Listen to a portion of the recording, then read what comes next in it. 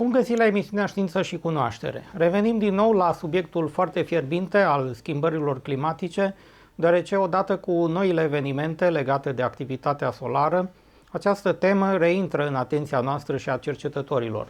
Așa după cum am promis, profesorul Timbal a revenit și mi-a acordat privilegiul de a discuta în detalii fascinante știința mediului pe durata unui interviu de 5 ore. Aceasta înseamnă o miniserie de 5 episoade la Știință și Cunoaștere, de maximă importanță în ceea ce privește înțelegerea principalelor aspecte legate de modul în care clima și mediul ne influențează viața. Majoritatea ideilor prezentate în acest serial sunt aproape inexistente pe internet sau foarte greu de descoperit, la care sigur s-ar adăuga o muncă imensă de sistematizare, de organizare și de redactare a informațiilor, ceea ce nu este la îndemâna oricui. Profesorul Timbal ne prezintă o realitate vie și complexă a modificărilor climatice, a fenomenelor naturale de risc, într-o ilustrare ce parcurge domenii interdisciplinare, precum fizica atmosferei, biologie, istorie medievală, geologie, climatologie, sociologie, psihologie, elemente de logică și filozofie științifică, științe agricole, geografia mediului, ecologie, electromagnetism, geomagnetism, astrofizică și arte vizuale. Veți afla lucruri despre planeta noastră, unele uimitoare, altele de-a dreptul incredibile, niciodată prezentate până acum la un post de televiziune din România. În primul episod al acestei miniserii, rezervată schimbărilor climatice, vom discuta despre urmele lăsate pe cer de avioane numite dâre de condensare, respectiv dâre de chimicale, adică în termenii în limba engleză condensation trail și chemical trails, și veți afla care este realitatea și de unde au apărut miturile. Apoi vom vorbi despre tornade și uragane, vom analiza cazul Katrina și miturile asociate. Știați faptul că petrolul nu a apărut din fosilizarea vegetației străvechi, ci este un produs al transformărilor complexe din scoarța terestră? Apoi ne vom îndrepta atenția spre mult discutatele și aparent înspăimântătoarele proiecte HARP, ce nu mai funcționează de zeci de ani, dar miturile continuă să supraviețuiască. Fiți alături de noi la acest eveniment special la Știință și Cunoaștere, împreună cu profesorul Timbal.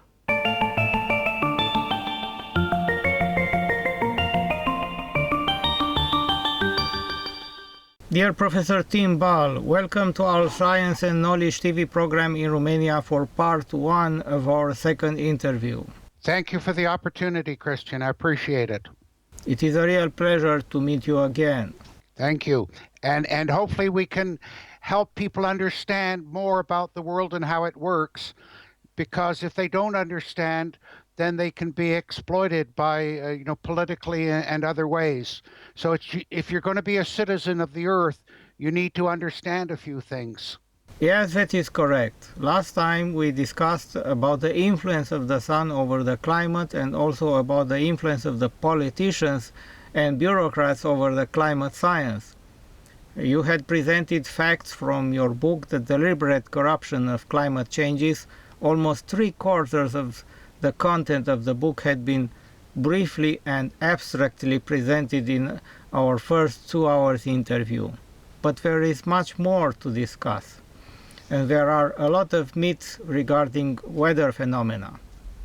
We do not have climate science TV program in Romania, and therefore, in order to expose the myths, we first need to explain the real science related to each phenomenon and then expose the myth.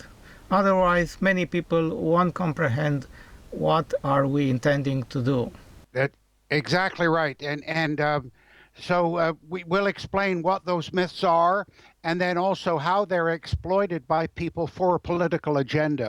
Yes, most of my next 3 or more hours interview are based upon the info you provided in your amazing website, and I propose you to discuss as much as we can about those issues, and the remaining ones we'll discuss in a part 3 interview later on this year. Okay. Yeah, that sounds good. I'm ready to go. First topic that created a lot of myths over the internet in Romania is the so-called chemtrails or contrails, another alarmist issue without scientific context.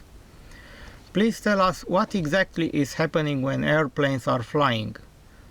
And let's both open the page where you had uploaded that paper, because I need to see the drawings, and I'll try to follow your explanations much easier this way. Okay. The atmosphere is layered based upon temperature, and the temperature is determined by the elements, gases, and particles that are in each layer of the atmosphere. One of the illusions that people have is they think that the atmosphere is heated by the sun. It isn't. The atmosphere is heated by the ground. And you can see in the diagram that lower portion called the troposphere, and that's the area within which people live, plants live, and most weather activities occur. And the line between the troposphere and the stratosphere, which people are familiar with because of space vehicles and so on, is called the tropopause. It's a very distinct boundary. And when people fly at high altitude, quite often when you go through that boundary, the airplane will bump. You'll experience the changes as you go through that tropopause. Now, what happens is the sunlight comes in through the entire atmosphere, heats the ground, and then heat from the ground rises up to heat the lower atmosphere, that is within the troposphere.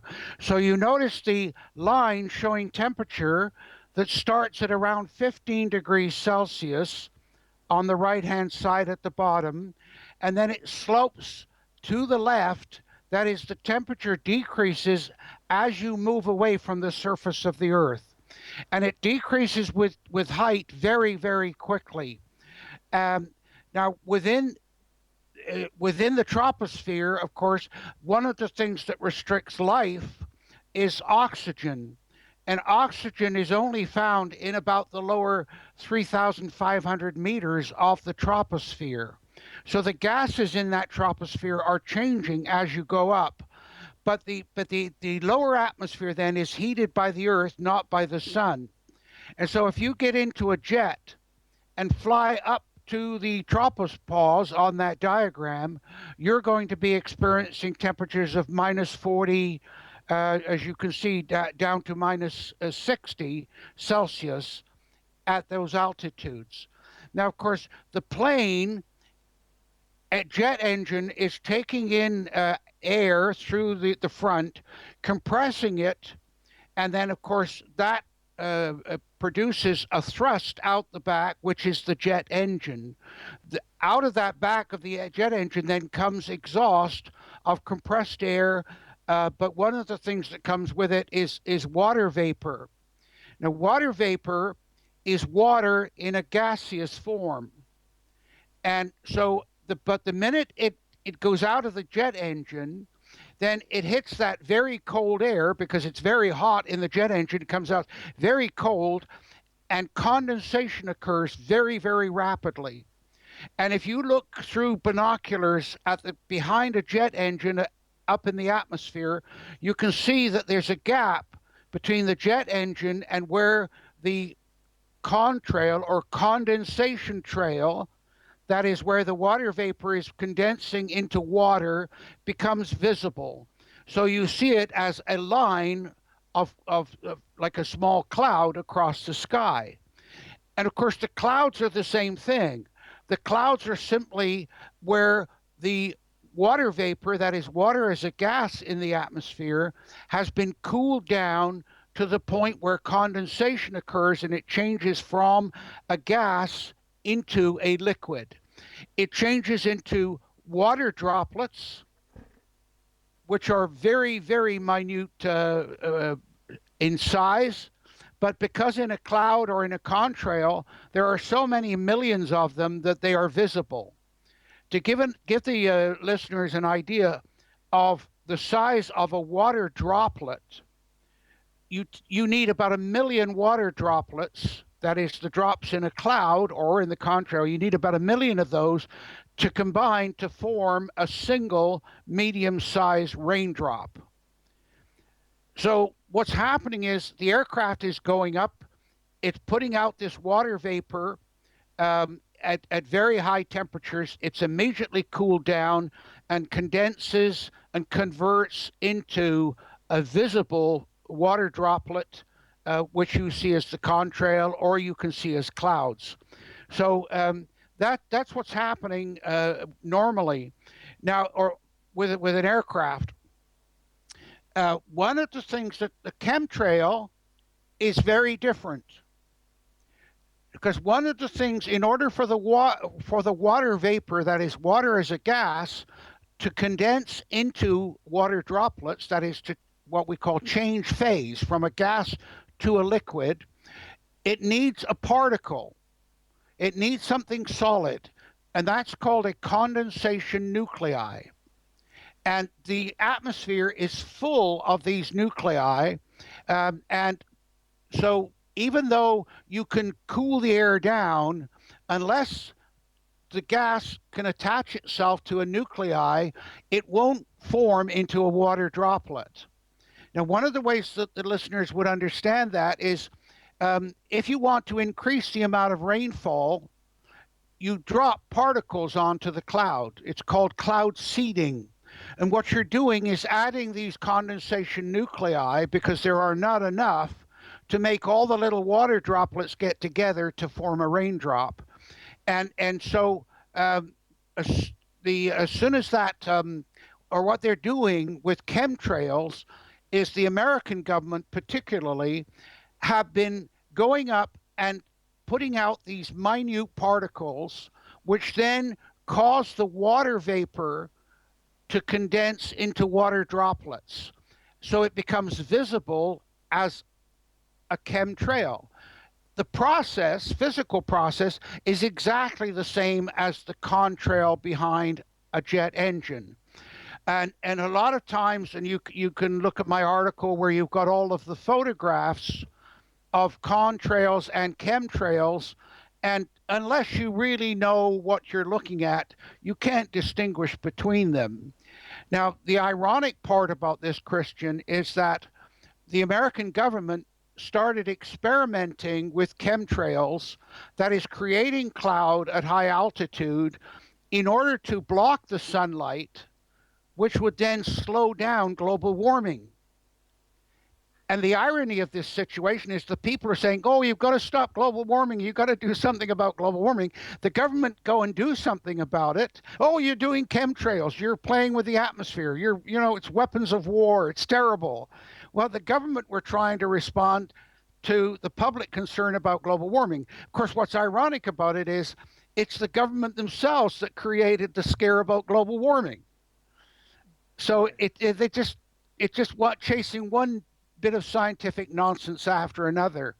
And now the other part of this story is a jet engine burns a lot of fuel at low altitude. So when the plane's taking off, the amount of fuel that's being burnt through that jet is very high. Just to give you an example, when you have a very high speed a military jet fighter airplane, when they take off, they kick in what they call an afterburner. So you've got the jet engine is putting out thrust that pushes the airplane forward, but then in the exhaust of that jet engine, they have a spark which will burn up those gases that are going out the back end. So it's adding an additional rocket effect, and it's called an afterburner. And what it does is increases the speed at which the gases are coming out the back of the jet engine to actually create shock waves. You can Google photographs of it on the internet. Now, if a jet fighter airplane flies with the afterburner on, full afterburner, it will use up its entire fuel load in 17 minutes. I am watching some photos that you had linked in your paper from Free Wikipedia. Are those photos of the trails of the airplanes? Some of them are the airplanes, but some of them are the condensation trails from the airplanes. Some are the chemtrails, but some are natural cloud formations. So you see the right in the middle, there's a photograph with very, very dark across the bottom, then a reddish layer, yes, and then white clouds. Okay, those are a very unique natural form of cloud that a lot of people mistake for chemtrails. They are what we call noctilucent clouds. The term noctilucent is from the Latin, which a lot of scientists are familiar with. Nocti means night, lucent means light. So these clouds are actually water droplets in the stratosphere. So they're very high. They're 80, 90, 100 kilometers above the surface of the Earth, but they're ice crystals.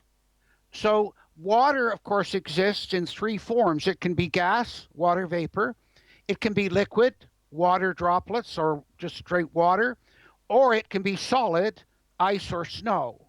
So what you see there in that particular photograph are ice crystals, and as the sun is setting or rising, the light from the sun shines off those ice crystals, showing these clouds. As I said, we call them noctilucent or night-like clouds. In other words, they're only visible under certain light conditions. A lot of people mistake those for chemtrails. They have increased in frequency in the last 30 years. And I think that it's because of the jet aircraft are now, and that was what the point I was making before you mentioned the clouds, jet engines are very inefficient at near the ground, but as they go up, their efficiency increases. And the colder the temperature, the easier it is for the jet to compress the air and push it out the back. That's why jet aircraft fly, you know, at 10, 12, 14 kilometers above the surface of the Earth, because they're more fuel efficient. But the problem with that is that the new engines mean they can fly much higher, but that means that you're putting exhaust and gases into the atmosphere, into the stratosphere. Yes, this is very interesting, yes. Yeah, so now below that cloud, the noctilucent cloud that I showed you, those are cirrus clouds. Yes. And these are clouds that are formed, they're formed as a puffy cloud, which everybody's familiar with, but because they're at very high altitude, the winds are much stronger. The jet stream and the winds stretch those clouds out, and you can see them, they're called cirrus clouds. Cirrus is a Latin word again, and it basically means a horse's tail. Yeah. And that's what the Romans called these clouds. They look like horses' tails. So if you from that noctilucent cloud photograph, you go down 3, you can see it looks like a horse's tail in the sky. Yeah. But those are perfectly natural phenomenon. My next question is another topic of great interest and is related to tornadoes and hurricanes. First, please tell us what is a tornado and the Fujita scale, and then let's compare tornadoes with hurricanes, and please tell us the differences. Okay, a tornado is where you get a spinning vortex of air that comes from the cloud down to the ground, and the wind speed's in that 600, 700 kilometers an hour. And one of the ways they measure the wind speed is that you'll get like a piece of straw picked up by that wind and driven into a wall, a wooden wall, where they can then determine what force was necessary to do that. So then they can estimate the speeds, because measuring the speed of wind within a tornado is virtually impossible. But tornadoes are formed off of the back of thunderstorm clouds. So what you get is you get an area of the ground is heated during the day. And anybody that rides a motorcycle knows as you drive across the countryside, you get areas of warm air and colder air. The ground is being heated differently. Where the ground is heated more, a parcel of air is created that starts to rise. And once it gets to a certain level, then the water vapor in it, that is water as a gas, condenses to form a cloud. And we call that a cumulus or heat type cloud. Now in Romania, you could see that in the summer because what happens during the day is the sun comes up, starts to heat the ground. These parcels of air rise up and form into clouds. So a forecast would say clear, weather forecaster would say clear in the morning, clouding over afternoon, chance of showers and thunder showers in the evening. Okay, and the size of the cloud and how much it develops depends upon how much heat is in it and how much water vapor is in it, because the water vapor's got energy in it. Now, as I said, in the summer in Romania, you can see the base of those clouds is very level, because that's the height at which the cloud, the water vapor has converted into a solid. And we call that the lifting level of condensation. So what it's saying is if you take this parcel of air at the ground, lift it up above the ground, at a certain level, the air will be cooled enough for condensation to occur. Now, those clouds can either stay as small, fluffy clouds, or some of them can build up into thunderstorms. And that's where you get thunder, lightning, very heavy rain. But here's what happens in certain parts of the world. You've already got that cloud or bubble of air that's already very unstable. And then, particularly across central North America, the United States, if you get cold air pushing down, and the cold air is like a bulldozer, and here you've got this bubble of a cloud sitting here, very unstable. Now the bulldozer pushes it up even more rapidly. And that is what triggers tornadoes out of the back of the cloud. Now, it's also related to the upper level of the wind speeds in it, but that's where tornadoes occur, and why they form mostly in the United States, because that's one of the few. Now, occasionally you have them across Central Europe, and there's been more of those lately because of the cold air pushing down. But tornadoes are uniquely associated with these thunderstorm clouds and then the cold air coming in and pushing them up. And the place in the world where that happens in the most extreme form and most frequently is an area called Tornado Alley, which stretches from Texas across up to towards New York. And of course, because of the power within the tornado, the damage that they can do is tremendous. They follow along a path, doing damage as they go. The damage is twofold. One is just the sheer wind speeds, but the other is that the pressure within that tornado is extremely low. So if a tornado moves over a building, the pressure outside the building is dropped tremendously. The pressure inside the building is so great that it blows the building apart. And that's what causes a lot of the damage when a tornado passes through. Now, the tornadoes generally follow a path. They will follow low ground. And in Calgary or in Alberta and Canada, back in the 1990s, a tornado went along just a low river bed. It followed it along, and of course it's poor land, so you get trailer parks built there. You get small industry, and so that was what did all the damage. If the tornado had moved over it would have hit very high, expensive houses or large industry. So the tornado, although it's very powerful within itself, it's easily moved around. So it tends to jump and you can't predict exactly where it's going to touch down. Um, they don't last very long, but the intensity of the damage is phenomenal. And of course, the noise associated with these howling winds is really quite frightening. Now that's a tornado. Yes. It's a unique event, okay? And they don't occur in most parts of the world. They tend to be in those middle latitudes, such as across Central Europe or the United States particularly. And it's because that's where the cold air from the polar regions comes in contact with the warm air of the tropical regions. So those are the major factors that are required. So they tend to be middle latitude. Now, a hurricane is something completely different. But before that, I have a question which just came into my mind.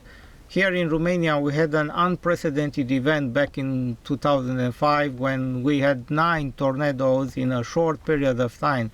But some of the meteorologists did not want to call them tornadoes, even if they were videotaped with some mobile phones which clearly showed a touchdown tornado.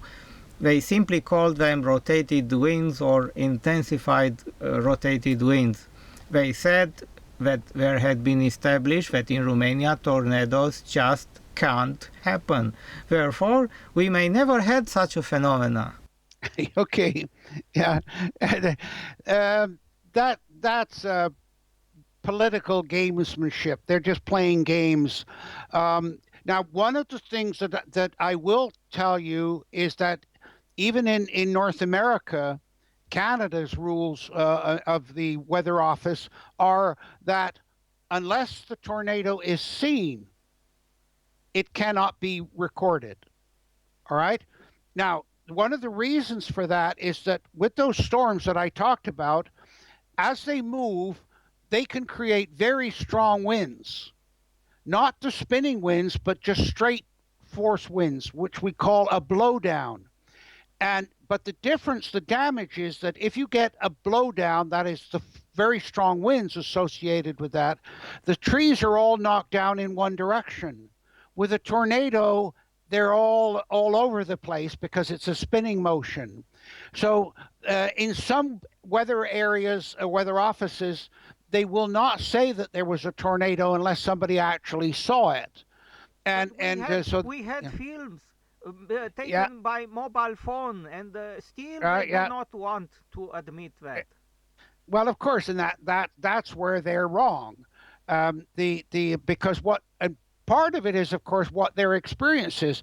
Their training tells them that tornadoes don't occur in Romania, so that's what they stick with. And this is one of the problems, by the way, that we need to talk about, Christian, is that people are taught science in school. Well, they then go out into the world.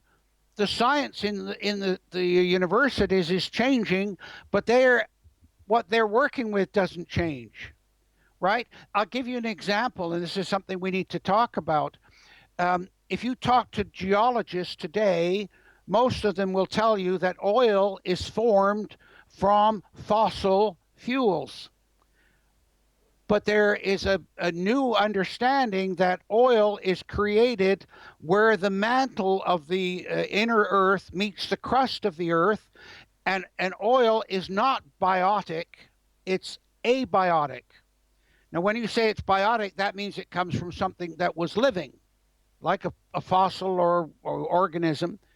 Abiotic means that it's a chemical process. And as you probably know, diamonds are formed very deep in the earth. It's another process of hydrocarbon or carbons. And so there's a Dr. Gold, Gold, who came up with this theory that oil is actually constantly being created deep in the crust at the bottom of the crust of the earth, and then moves up through the crust of the earth, and it's in the sedimentary rock areas because the water washes it there. But if you talk to geologists that are working today, I know one is, he said, "Oh, you mentioned Dr. Gold." He goes crazy. I said, "But you're only believing what you were taught in school. You have to, just because you learned something once, you've got to keep an open mind about how science is looking at it differently, learning new things every day. As you know, look at the number of species that are being found every single day." Yes, but please let's go back to hurricanes now. Hurricanes are a unique form of weather system that form in the tropical region that is close to the equator. I mentioned earlier with the thunderstorms, different heating of the surface of the earth. Well, off the coast of Africa or off the coast of, or in those latitudes, in the oceans around the world, you get areas of the ocean that are being heated by the sun in the summertime. The water gets very warm, and again, a low pressure is created because when you heat air, it expands. The pressure or the weight of that air on the surface is reduced. So we call that a low pressure area. Now, this is where it becomes a little complicated because when you get a low pressure, like you get the extreme low pressure with a tornado, it will create a spinning motion. So if you get a low pressure area on the weather map in Romania, as it moves along, the winds are rotating around that low pressure area. And in fact, there's a law called Bayes' balance law that says if you stand in the middle latitudes in the northern hemisphere, stand with the back blowing on your the wind blowing on your back, the low pressure is on your left. Okay, so when you get low pressure but at the equator, because there's no what we call Coriolis force, that spinning motion doesn't create. It's just a low pressure system. It doesn't form into a circular low pressure system. But as that low pressure area moves towards North America, across the Atlantic, where the area where we get most hurricanes, it moves away from the equator. The further it moves away from the equator, the more the effect of the spinning of the earth causes that system to start to rotate. And so what is a line of thunderstorm clouds suddenly starts to form into a circle with a high pressure in the center, which is the eye of the hurricane, with these very big storms around it. Now you've got a hurricane formed. So it starts out as a tropical depression. It then becomes a tropical storm as the wind speeds increase, and it's all determined by the speed of the wind. And then at a certain point, at 107 kilometers an hour, a tropical storm, if the winds are above 107 kilometers an hour, it becomes a force 1 hurricane. So both tornadoes and hurricanes have 5 degrees of intensity. Yes. Yeah. What's happened is that they wanted to put an index or a scale of measurement of the force, because 107 kilometers an hour doesn't mean much to people. So different people have created different indices of the force. The Fujita scale in the tornado is a scale created by a Japanese physicist, which is again determined by the speed at which the winds are blowing within the tornado, and so you've got a range of scales. The same thing with hurricanes. Hurricanes are scaled from force 1, F1, through to F5. F5 is the most intense hurricane that you can get. They don't occur very often. And so the hurricane then is formed off the coast of South America as a depression, becomes the pressure intensifies, becomes a tropical storm, and then it becomes a hurricane. When it becomes a tropical storm, they give it a name. And in the old days, it used to be all women's names. Then they said no, or all men's names. Then they got women's names. So now you have alternating male and female names. So you have Hurricane Katrina, for example, or Hurricane Camille. Now, I hope the viewers understood what are these natural phenomena, but here comes the myth. The conspiracy theoreticians tell us that the US and maybe other countries possess the technology to actually create a hurricane or a tornado. What could be the energy scales involved, and what kind of machines could create such thing if possible? It's simply totally impossible. When you consider with one thunderstorm, it's been estimated that the energy in it is equivalent to about 25 hydrogen bombs. So the ability, the energy involved in creating these, a hurricane, for example, there's no way that humans could do it. And this is the arrogance of what's going on in today's world. We think we're so powerful and so great that we can affect everything or control everything. That's what's really frightening about this. And we'll talk about that a bit later on, what's called geoengineering. Chemtrails are an example of geoengineering, where humans are trying to modify the weather. There's two problems with it. The amount of energy in most cases we don't have. The second thing is you don't know what the effect is going to be, right? And I mentioned cloud seeding, where you're trying to make it rain more. Well, there's lawsuits now where they think that the cloud seeding caused so much rain that massive floods occurred and people drowned. So now there are lawsuits about that. But in terms of affecting a hurricane, of affecting its path or creating it in any way, there are the one possible thing that you can do, and they've stopped experimenting with this now, was that when you get those thunderstorms form, you can either add condensation nuclei to make it rain, or you can add those condensation nuclei to make it rain to stop hail forming. Because what happens in the thunderstorms is the water droplets or the raindrops get carried up inside the thunderstorm. Once they get above a certain level, they freeze into an ice pellet, a little frozen chunk of ice. They will then fall, because inside the hurricane you've got this circulation going. So they go up, they freeze, they come down, they get coated with another layer of water, they get carried up, that freezes. So if you get hail, you cut that in half, it's like an onion. Layers of ice, and each layer of ice tells you how often that hailstone was carried up in the storm before it fell out of the cloud onto the ground. And the Russians for years have been experimenting with seeding the clouds to stop the hail forming because it damages the crops. The problem with all of that, Christian, is you don't know how effective your work is, because let's say you've got a cloud, you've got to have a cloud to seed it. You don't know how much rain would have occurred if you hadn't seeded it. So in other words, with science, you've got to have a baseline from which to measure the effectiveness of what you're doing.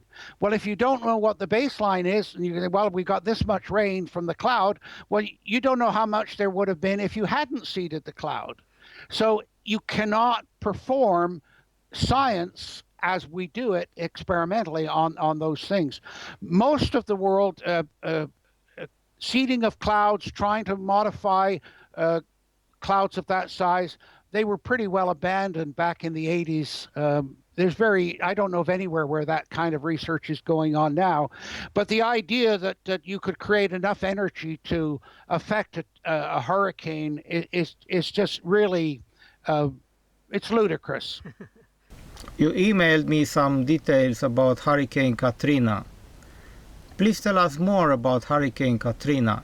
The conspiracy theoreticians presented many opinions that this one had been artificially created by some kind of weather engineering, and more than that, all over the globe the news postulated that it was Category 5. Right. Okay. One of the things, of course, the first thing you've got, the media, they want extreme, they want the worst disasters, and then they can report it and sell newspapers. But a lot of hurricanes form but they disappear, or they go towards America, and then because of the wind directions, they're diverted off, so they don't actually come ashore on the land, and that's where the hurricane becomes a problem. So they talk about the number of landfall hurricanes, that is, the ones that actually make it onto the land and do damage. The power of the hurricane is created by water being evaporated off the surface of the ocean, because the ocean surface in the Gulf of Mexico, for example, or off of Florida, you're talking water temperatures of 28, 29 degrees Celsius. So there's a lot of water evaporating into the atmosphere. The energy to cause that water to evaporate off the surface, when the water condensates, that is, turns back from a gas to a liquid, then the heat energy is released back into the cloud. As the hurricane develops, of course, it's evaporating more water. The intensity, as it moves across the water, the intensity of the hurricane is increasing.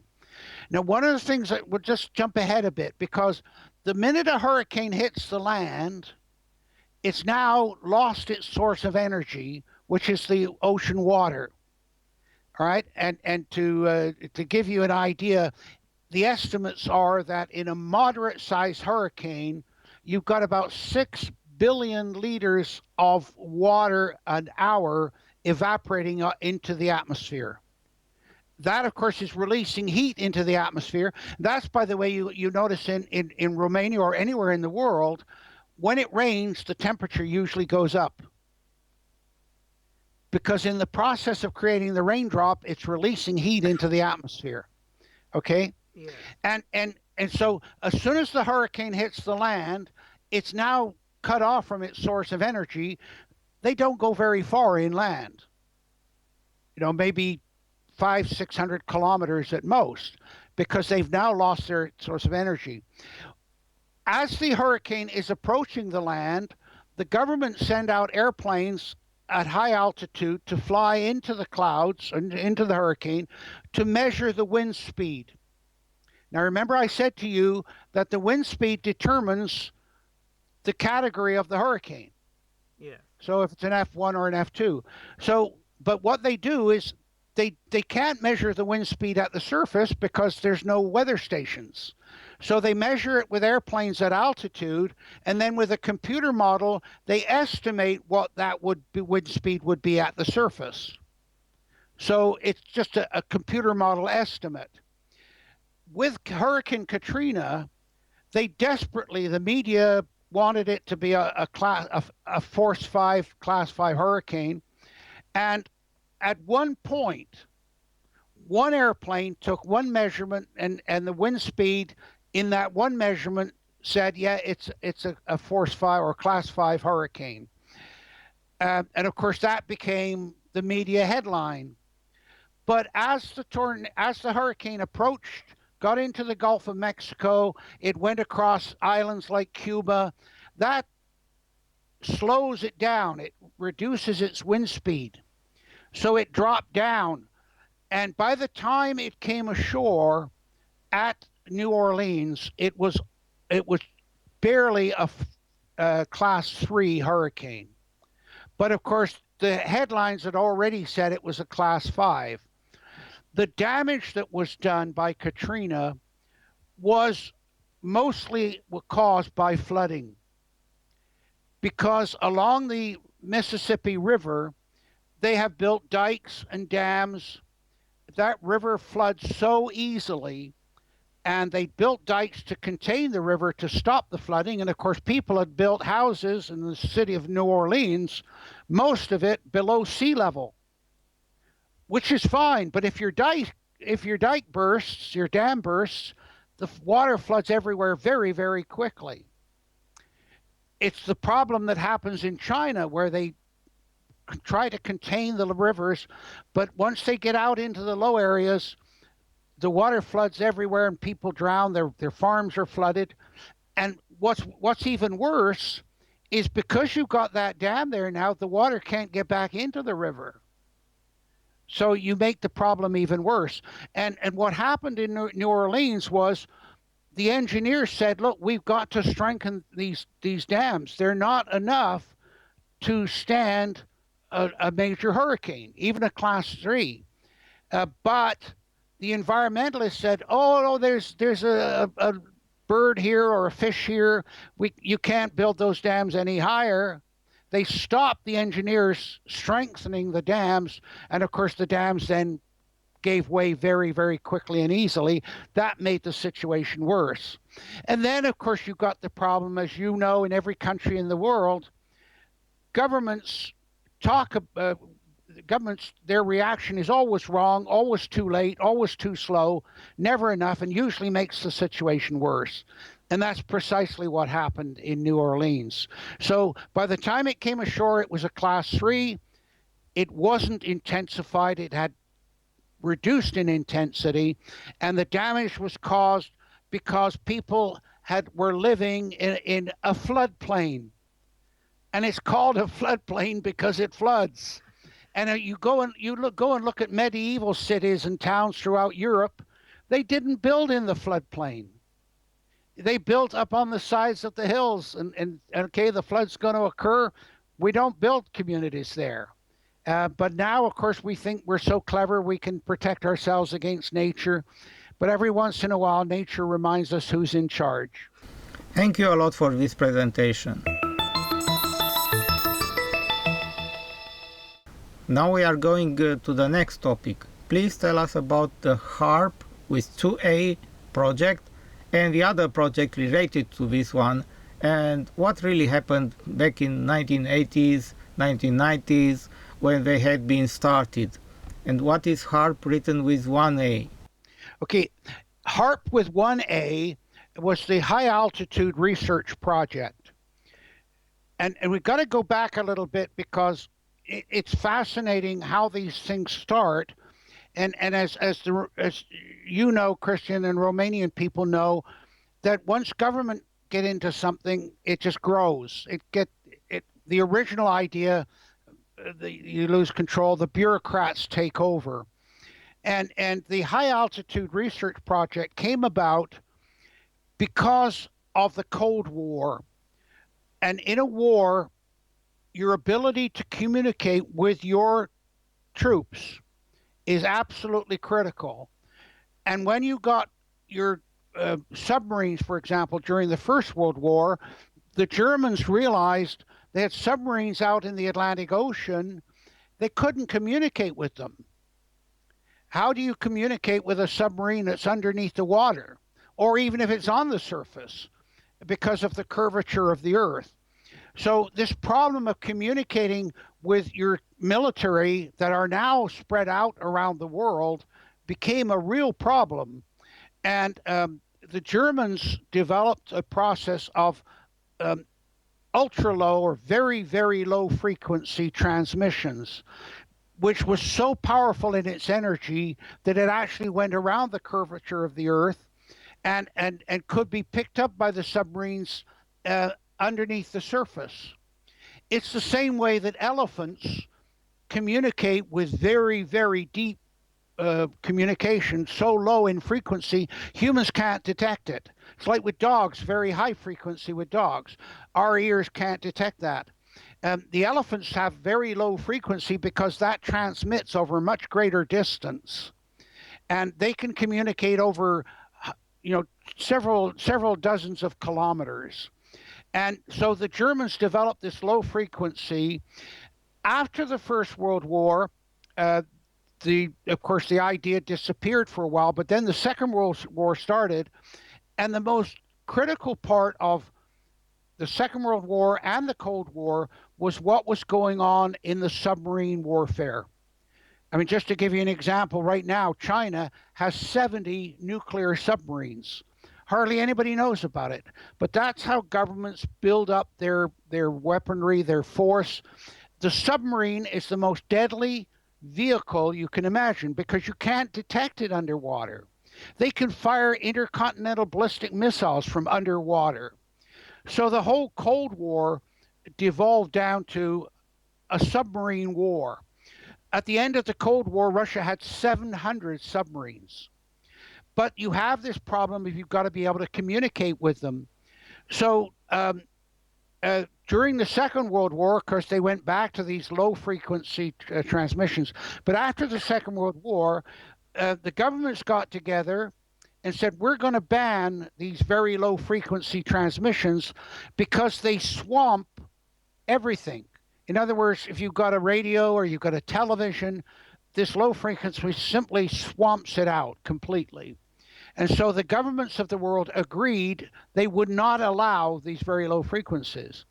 So the dilemma for America and Russia was, how do you communicate with your forces that are over the horizon? Well, one way you can do it is what's called HF, that is high frequency. And a lot of listeners today know, and people know about ultra high, UHF, VHF, okay? They're familiar with those terms. Well, with high frequency, and VHF, by the way, or UHF, has to be direct line of sight. If there's anything in between, it'll block the signal. And people with their iPods and so on are familiar with that. But HF, high frequency, you can put it up into the atmosphere. It hits a layer called the F layer in the ionosphere and then bounces back down to Earth. So you can actually send a signal using the atmosphere to get around the curvature of the Earth problem. Okay? That's why the HARP program started. High Altitude Research Project. They wanted to know what the F layer and what was going on in the ionosphere. They were firing rockets up from Churchill, Manitoba in central Canada, and the Russians or Soviets, as they were then, were putting up rockets. And they were trying to find out what this F layer was, what formed it, when it disappeared, when it was there, because it was critical to their ability to communicate. Well, all of that disappeared the minute you put satellites up in space. Because now you could put 3 satellites up in space in what we call geosynchronous orbit. So if you have a satellite going around the Earth, that only then communicates to the area underneath it. But if you put a satellite far enough out in space, then it can cover 1/3 of the whole world.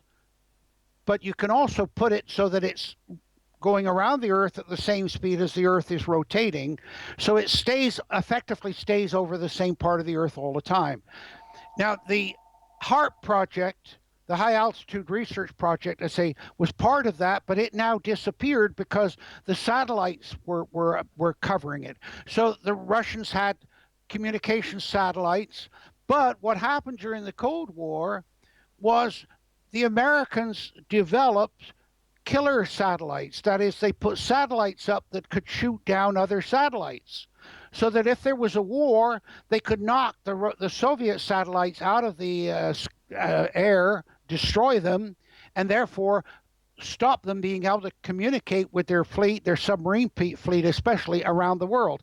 Now, one of the things that's interesting, Christian, is, and this gets into geography, but Russia and the Soviet Union before it is the largest country in the world, but it's got very limited access to the oceans of the world.